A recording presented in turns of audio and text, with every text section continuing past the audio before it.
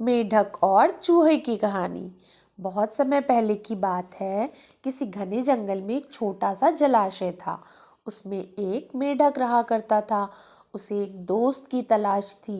एक दिन उसी जलाशय के पास के एक पेड़ के नीचे से चूहा निकला।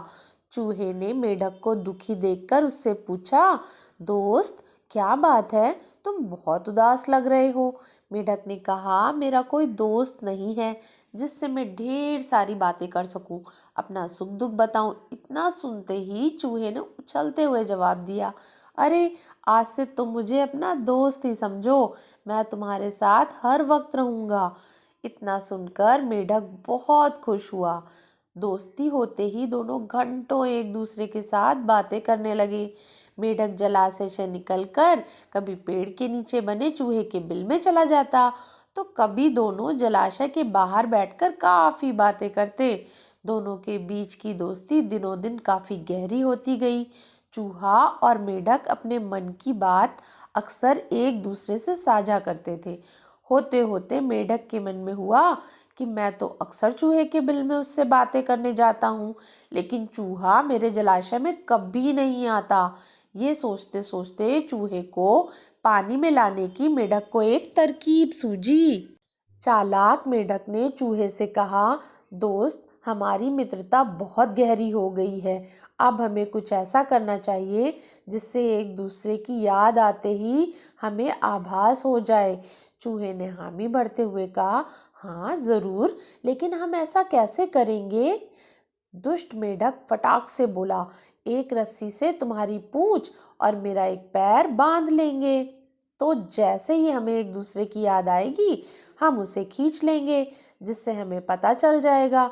चूहे को मेढक के छल का जरा सा भी अंदाजा नहीं था, इसलिए भोला चूहा एकदम उसके लिए राजी हो गया। मेढक ने जल्दी जल्दी अपने पैर और चूहे की पूंछ को बांध दिया। इसके बाद मेढक ने एकदम पानी में छलांग लगा ली। मेढक खुश था क्योंकि उसकी तरकीब काम कर गई। वहीं जमीन पर रहने वाले चूहे की पानी में हालत खराब हो गई। कुछ देर छटपटाने के बाद बेचारा चूहा मर गया। बाज आसमान में उड़ते हुए ये सब देख रहा था। उसने जैसे ही पानी में चूहे को तैरते हुए देखा तो बाज तुरंत उसे मुंह में दबाकर उड़ गया। दुष्ट मेढक भी चूहे से बंधा हुआ था, इसलिए वो भी बाज के चंगुल में फंस गया। मेढक को पहले तो समझ ही नहीं आया कि हुआ क्या है। वो सोचने लगा, आखिर वो आसमान में उड़ कैसे रहा है। जैसे ही उसने ऊपर देखा तो बाज को देखकर वो सहम गया। वो भगवान से अपनी जान की भीख मांगने लगा, लेकिन चूहे के साथ साथ बाज उसे भी खा गया।